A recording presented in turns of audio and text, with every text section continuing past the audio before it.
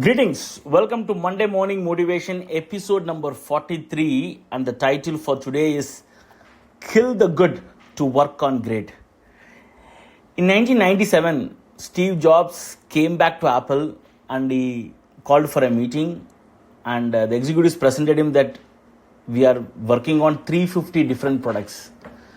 So Apple was working on 350 different products at the time, and Steve Jobs was not happy. He went to the board and drew a 2x2 matrix and said that desktop, portable, consumer and professional.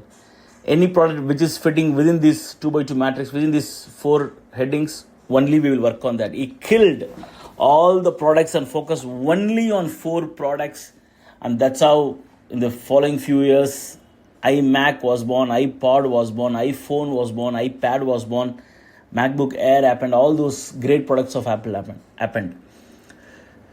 So friends, the learning for us is, as an individual or as a professional or as an entrepreneur, we work on many projects which have good potential, but we work on many projects because of fear. Okay, and we believe many of them are good, but actually, you know what?